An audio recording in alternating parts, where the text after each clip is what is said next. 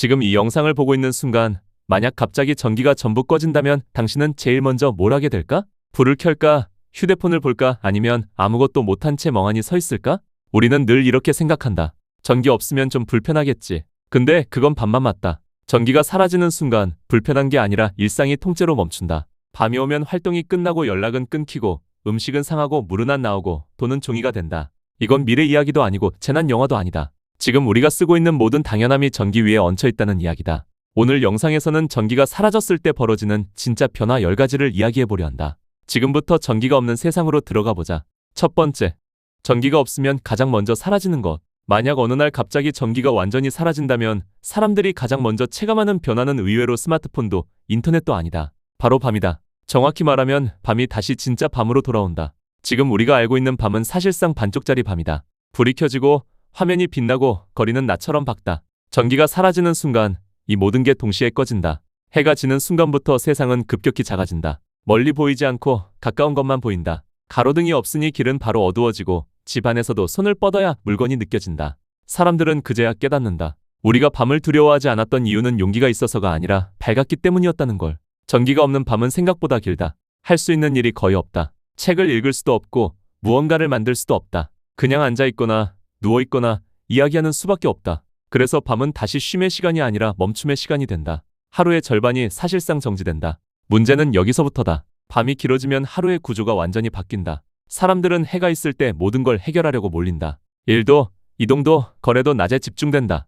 해가 지기 시작하면 서둘러 집으로 돌아가야 한다. 늦게까지 돌아다닌다는 개념 자체가 사라진다. 이 변화는 단순히 불편함의 문제가 아니다. 사람의 성격과 관계까지 바꾼다. 어두운 밤에는 목소리가 더 크게 들리고 침묵은 더 무겁게 느껴진다. 괜히 말 한마디가 신중해진다. 장난도 줄어들고 감정 표현도 조심스러워진다. 지금 우리는 밤에도 나처럼 행동한다. 새벽에 메시지를 보내고 새벽에 영상을 보고 새벽에 쇼핑을 한다. 전기가 사라지면 이 모든 시간의 확장이 강제로 종료된다. 그리고 이때부터 사람들은 깨닫기 시작한다. 전기는 단순한 에너지가 아니라 시간을 늘려주는 기술이었다는 걸. 전기가 없다는 건 불편하다는 게 아니라 살 수 있는 시간이 줄어든다는 뜻이라는 걸 말이다.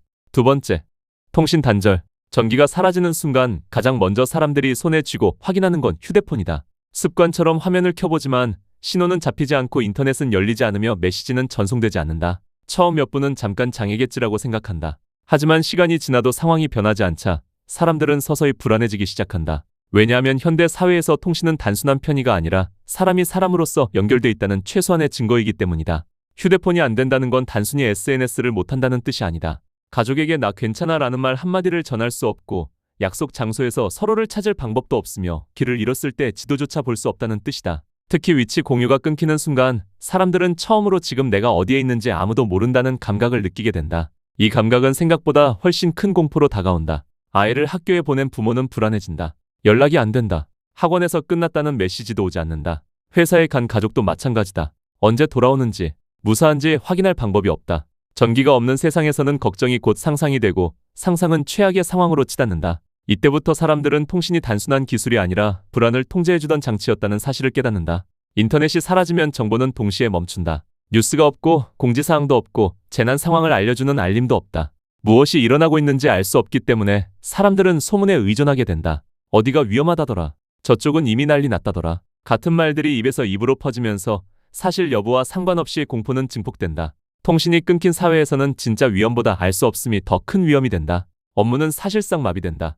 이메일이 안 되고 메신저가 안 되고 화상회의는 당연히 불가능하다. 회사는 직원의 상태를 알 수 없고 직원 역시 회사의 지시를 받을 수 없다. 출근하라는 말도 대기하라는 말도 전달되지 않는다. 이때 사람들은 처음으로 깨닫는다. 현대의 일이라는 것이 실제로는 컴퓨터나 건물이 아니라 연결 위에서만 존재하던 구조였다는 사실을 말이다. 더 무서운 건 긴급 상황이다. 사고가 나도 바로 신고할 수 없다. 누군가 쓰러져도 119를 부를 수 없고 범죄를 목격해도 즉시 알릴 수 없다. 사람들은 본능적으로 주변을 둘러보며 도움을 찾는다.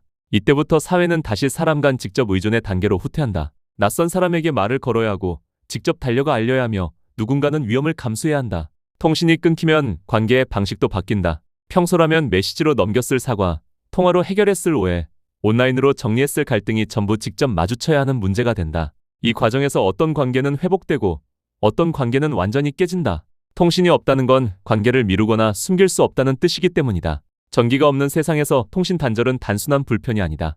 그건 사람들이 서로를 확인할 수 없게 되는 순간. 그리고 사회가 하나의 네트워크가 아니라 각자 고립된 섬으로 바뀌는 시작이다. 세 번째, 냉장 냉동 불가. 전기가 사라졌을 때 사람들이 가장 먼저 체감하는 변화 중 하나는 의외로 배고픔이 아니라 불안함이다.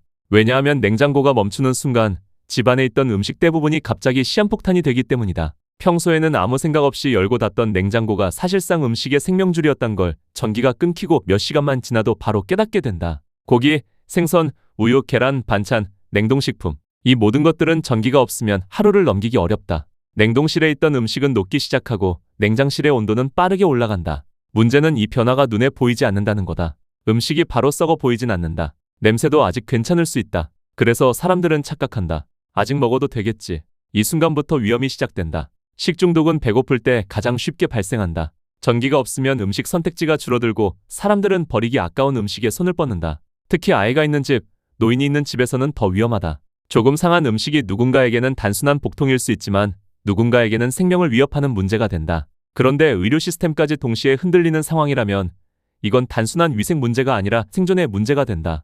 또 하나 무서운 점은 음식 문화 자체가 바뀐다는 것이다. 우리는 지금까지 보관을 전제로 음식을 사왔다. 일주일치 장을 보고 냉동실에 쌓아두고 남은 반찬은 다음날 먹는 게 당연했다. 하지만 전기가 없는 세상에서는 이 모든 방식이 무너진다. 음식은 그날 먹을 만큼만 구해야 하고 남기는 순간 위험해진다. 즉, 음식이 다시 당일 소비재가 되는 사회로 되돌아간다. 여기서 또 다른 문제가 생긴다. 유통이다. 마트와 물류창고 역시 냉장 냉동 시스템에 의존한다. 전기가 없으면 고기, 생선, 유제품은 유통 자체가 불가능해진다. 슈퍼마켓 진열대는 빠르게 비어가고 사람들이 몰리기 시작한다. 이때부터 음식은 상품이 아니라 자원이 된다. 가진 사람과 없는 사람의 차이가 훨씬 노골적으로 드러난다. 사람들은 자연스럽게 다른 방법을 찾기 시작한다. 말리기, 절이기, 훈제, 염장. 예전에 쓰이던 보존 방식이 다시 등장한다. 하지만 이건 시간이 걸리고 기술이 필요하다. 모든 사람이 바로 할 수 있는 건 아니다. 그래서 초기에는 혼란이 크다. 상한 음식을 먹고 탈이 나는 사람이 늘고 그게 전염병처럼 번질 수도 있다. 위생 개념이 무너지는 순간이다. 결국 냉장 냉동이 사라진 세상은 단순히 맛있는 음식이 줄어드는 세상이 아니다. 매 끼니가 선택이 되고 판단이 되고 위험 관리가 되는 세상이다. 무엇을 먹을지보다 먹어도 되는지를 먼저 고민해야 하는 사회. 전기가 없어진다는 건 음식이 다시 인간을 시험하는 존재로 돌아온다는 뜻이기도 하다. 네 번째, 급수 위생 문제. 불이 사라지면 사람들은 가장 먼저 어둡다를 말한다. 그 다음엔 연락이 안 된다고 말하고 그리고 곧바로 이런 말을 하게 된다. 물부터 이상해졌다. 우리가 집에서 쓰는 물은 자연에서 그냥 흘러오는 게 아니다. 전기가 있어야 펌프가 돌고 정수시설이 작동하고 고층 아파트 위까지 물이 올라간다. 전기가 멈추는 순간 수도꼭지를 틀어도 물이 나오지 않거나 아주 약하게만 흐르기 시작한다. 처음 하루 이틀은 버틸 수 있다. 집에 남아있던 생수, 음료수, 정수기 물로 버틴다. 하지만 문제는 그 다음부터다. 설거지를 못한다. 샤워는커녕 손 씻는 것도 아깝다. 화장실 물을 내릴 수 없게 되면서 위생은 순식간에 무너진다. 온수는 더 빨리 사라진다. 보일러도 온수기기도 전기가 필요하기 때문이다. 씻는다는 개념 자체가 바뀐다. 깨끗이 씻는다가 아니라 최소한으로 버틴다가 된다. 며칠이 지나면 냄새가 문제로 떠오른다. 사람에게서, 집안에서, 거리에서. 쓰레기는 쌓이는데 물이 없어 치울 수 없고 하수 처리는 제대로 되지 않는다. 위생이 무너지면 질병은 자연스럽게 따라온다. 이때부터 사람들은 깨닫기 시작한다. 전기가 없다는 건 불편한 문제가 아니라 위험한 문제라는 걸. 그리고 이 위생 문제는 개인으로 해결할 수 있는 영역이 아니다. 아무리 깨끗하게 살던 사람도 주변 환경이 무너지면 함께 무너진다. 그래서 전기가 없는 세상에서는 사람들이 가장 먼저 모이게 되는 장소가 의외로 물 있는 곳이다. 우물, 강, 공동급수 장소, 그곳을 누가 관리하느냐에 따라 동네의 질서가 갈린다. 이제 사람들은 휴대폰보다 인터넷보다 깨끗한 물을 가진 사람을 중심으로 움직이기 시작한다. 그리고 그 다음에 무너지는 건 몸을 지키는 마지막 선이다. 다섯 번째, 의료 시스템 붕괴. 전기가 사라졌을 때 사람들이 가장 늦게 깨닫는 문제는 의외로 병원이다. 대부분은 이렇게 생각한다. 그래도 병원은 남아있잖아. 하지만 전기가 없는 병원은 우리가 알고 있던 병원이 아니다. 건물은 그대로 있지만 기능은 거의 사라진다. 먼저 중환자실부터 멈춘다. 인공호흡기, 심장 모니터, 산소 공급 장치, 투석기 같은 장비들은 전기가 없으면 아무 의미가 없다. 버튼을 눌러도 반응이 없고 알람은 울리지 않으며 숫자는 멈춘다. 의사는 환자를 보고 있어도 손을 쓸 수 없다. 지켜볼 수밖에 없다는 말이 현실이 된다. 수술실도 마찬가지다. 수술은 칼만 있으면 되는 게 아니다. 조명, 흡입기, 전동장비, 멸균 시스템, 맞추기까지 전기에 의존한다. 전기가 사라지면 수술은 응급 상황이 아닌 이상 전면 중단된다. 단순한 골절이나 맹장 수술조차 위험한 도박이 된다.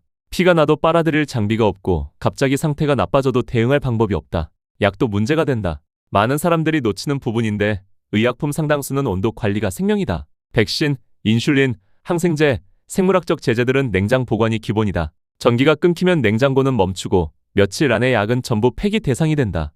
약이 없는 병원은 사실상 응급처치소 수준으로 떨어진다. 야간 의료는 더 심각하다. 조명이 없는 병원에서 밤 진료는 거의 불가능하다.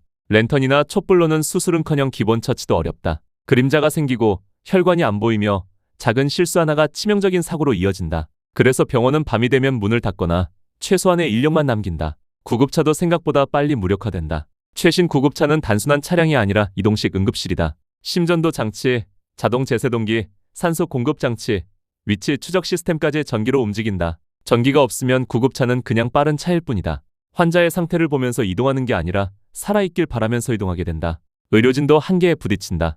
의사나 간호사가 능력이 없어서가 아니다. 장비가 없으면 경험도 무력해진다. 결국 의료는 다시 선별로 돌아간다. 살 가능성이 높은 사람부터 본다. 치료가 쉬운 사람부터 본다. 말로는 하지 않지만 현장에서는 그런 선택이 강요된다. 그리고 이때부터 의료는 평등하지 않게 된다. 전기가 남아있는 일부 시설, 개인 발전기를 가진 병원, 군 병원이나 특정 지역만 치료가 가능해진다. 돈이나 위치, 소속에 따라 생존 확률이 달라진다. 아프면 병원 가면 된다는 상식이 무너진다. 사람들은 이때 깨닫는다. 병원이 사라진 게 아니라 병원이 병원답지 않게 변했다는 걸. 전기가 없는 세상에서 의료는 기술이 아니라 체력과 운, 그리고 선택의 문제가 된다. 그리고 이 불안은 사람들의 행동을 바꾼다. 다치지 않으려 조심하고 위험한 일을 피하고 싸움을 피한다. 왜냐하면 이제는 알고 있기 때문이다. 다치는 순간 예전처럼 되돌릴 수 없다는 걸. 전기가 없어진 세상에서 의료는 고쳐주는 시스템이 아니라 버텨보는 시스템으로 바뀐다. 그리고 이 변화는 생각보다 빠르고 생각보다 잔인하게 찾아온다. 6번째, 교통마비. 전기가 사라지면 사람들은 처음엔 이렇게 생각한다. 그래도 길은 있잖아. 차는 굴러가잖아. 하지만 이 생각은 하루도 못 간다. 왜냐하면 우리가 쓰는 이동이라는 개념 자체가 이미 전기에 깊이 묶여있기 때문이다. 가장 먼저 멈추는 건 신호등이다. 빨간불도 초록불도 없다. 사람들은 처음엔 서로 눈치 보며 양보한다. 하지만 차가 많아질수록 급한 사람이 늘어날수록 그 질서는 금방 무너진다. 교차로는 순식간에 엉킨다. 누가 먼저 가야 하는지, 누가 멈춰야 하는지 판단할 기준이 사라진다. 사고가 나기 시작한다. 큰 사고가 아니라 가벼운 접촉 사고들이다. 하지만 문제는 그 다음이다. 사고가 나도 처리할 방법이 없다. CCTV도 없고 신호 기록도 없다. 누가 잘못했는지 증명할 수 없다. 그래서 차들은 그 자리에 멈춰 서고 뒤는 계속 막힌다. 도시는 이렇게 서서히 굳어간다. 지하철과 전철은 말할 것도 없다.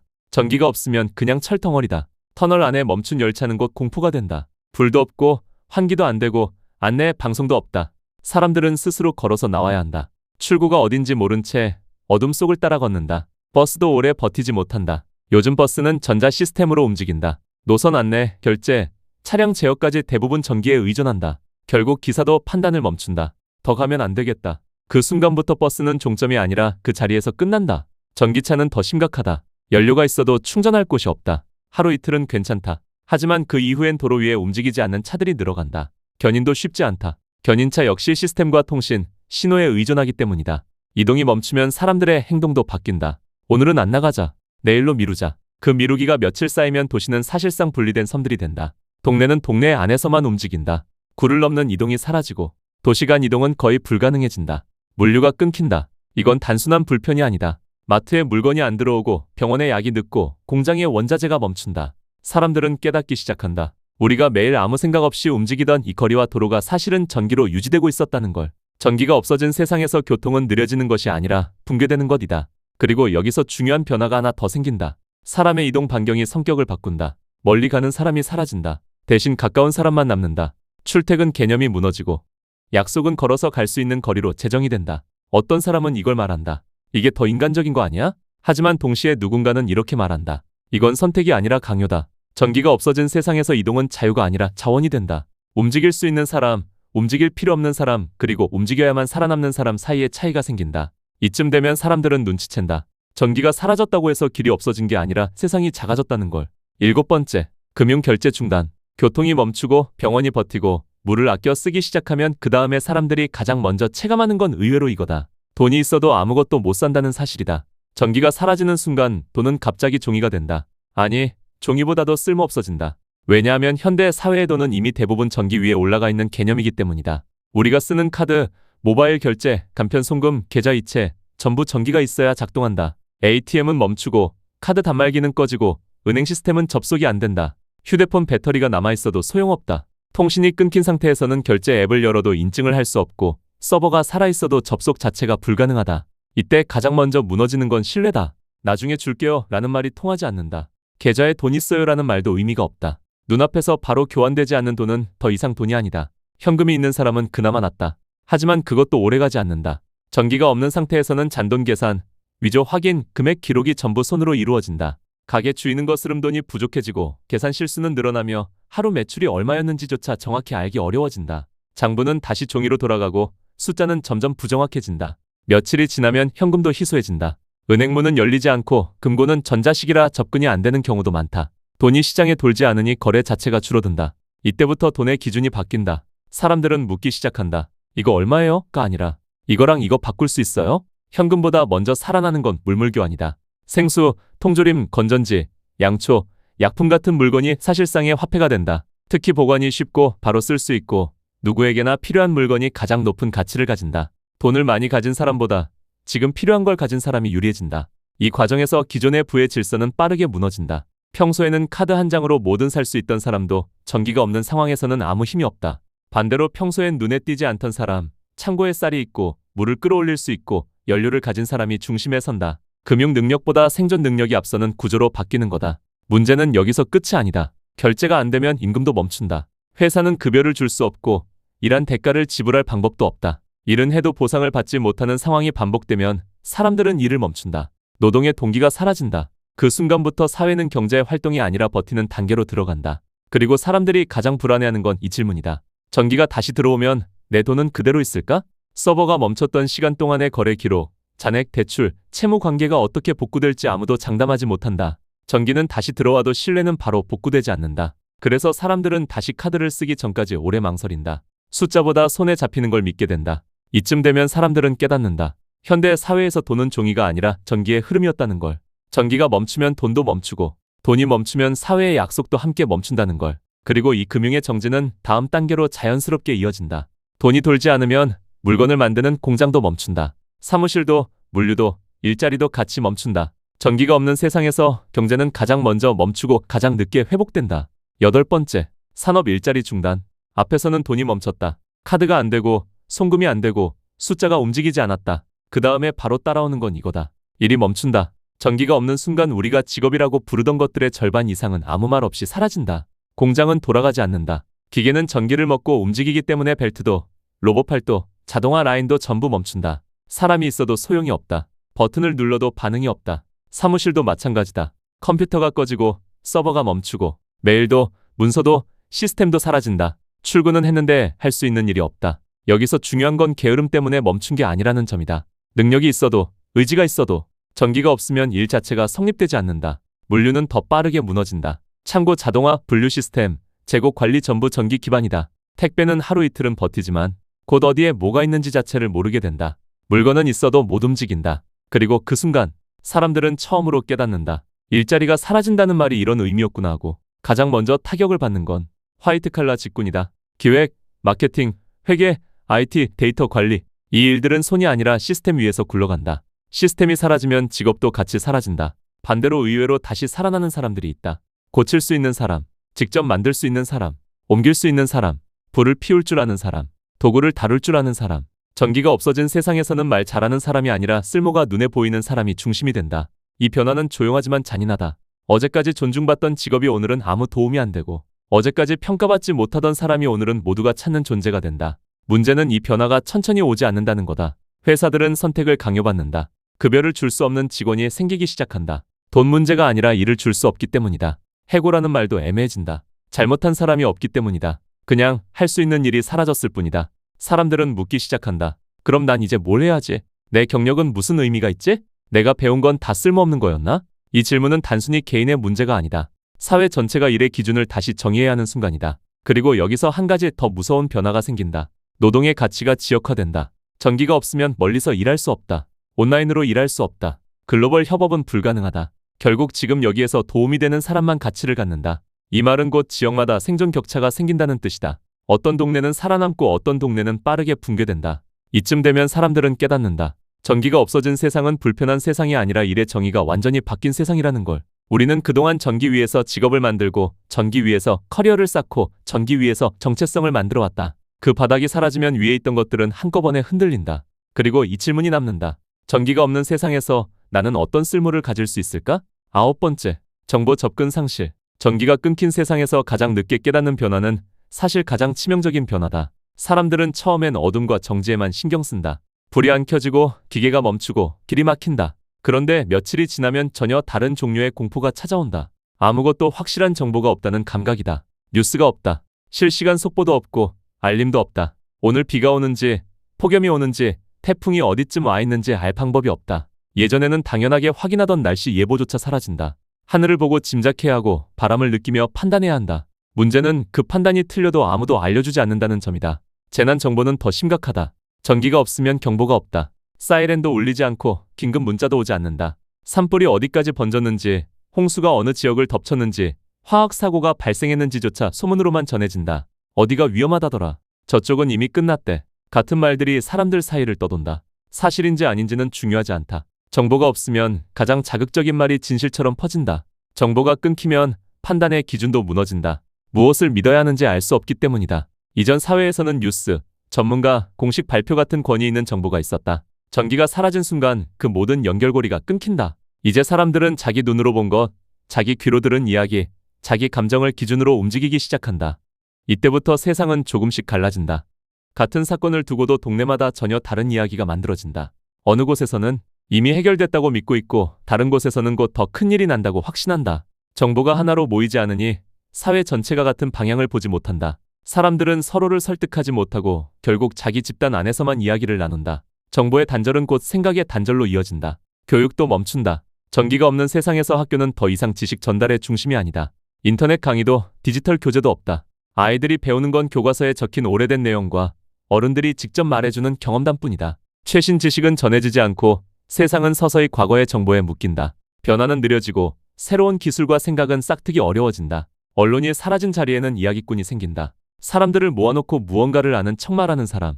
내가 들은 확실한 정보라며 단정적으로 말하는 사람이 힘을 갖는다. 그 말이 사실인지 아닌지는 중요하지 않다. 중요한 건 불안한 사람들에게 확신을 주느냐다. 이렇게 정보가 아닌 태도가 신뢰를 대체한다. 사람들은 점점 말을 아끼게 된다. 잘못된 정보를 퍼뜨렸다가 문제가 생길 수 있기 때문이다. 동시에 누군가 침묵하면 뭔가 숨기는 게 있다는 의심을 받는다. 말해도 위험하고 말하지 않아도 위험하다. 정보가 없는 사회에서는 침묵조차 해석의 대상이 된다. 아이러니하게도 세상은 더 조용해진다. 알림도 없고 속보도 없고 끊임없이 쏟아지던 정보의 홍수도 없다. 하지만 그 고요함 속에서 사람들의 마음은 오히려 더 시끄럽다. 확인할 수 없기 때문이다. 확인할 수 없다는 건 기다릴 수밖에 없다는 뜻이고 기다림은 불안을 키운다. 전기가 있던 시절에는 정보가 넘쳐나서 문제였다. 전기가 사라진 세상에서는 정보가 없어서 문제가 된다. 사람들은 그제야 깨닫는다. 정보는 편리함이 아니라 안정의 재료였다는 사실을. 무엇이 일어나고 있는지 알 수 있다는 것만으로도 인간은 훨씬 덜 두려워진다는 사실을. 그리고 이 정보의 공백은 다음 단계로 이어진다. 사람들이 더 이상 상황을 예측할 수 없게 되면서 안전이라는 개념 자체가 흔들리기 시작한다. 이제 다음으로 무너지는 것은 개인과 사회를 지켜주던 마지막 장치다.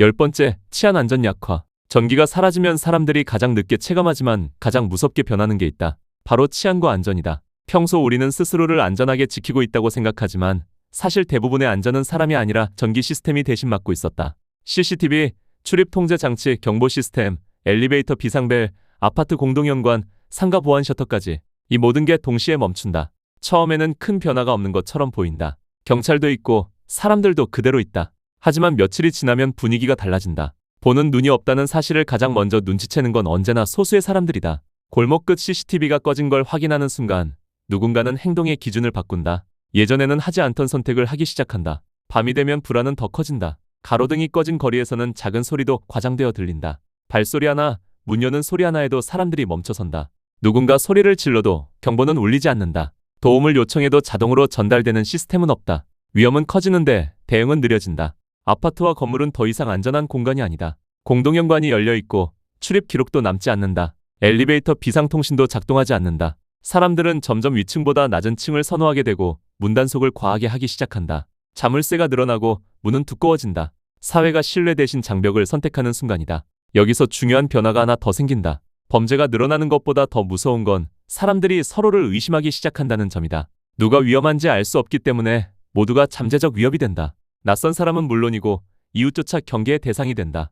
안전을 지키기 위해 만든 선택들이 오히려 공동체를 더 불안하게 만든다. 전기가 없는 세상에서 치안은 국가가 관리하는 시스템이 아니라 사람들 사이의 긴장 상태로 유지된다. 그 긴장은 피로를 만들고 피로는 분열을 만든다. 결국 폭력이 늘어서가 아니라 폭력을 막아주던 장치가 사라졌기 때문에 사회는 더 날카로워진다. 전기가 사라진 세상에서 가장 먼저 무너지는 건 편의가 아니다.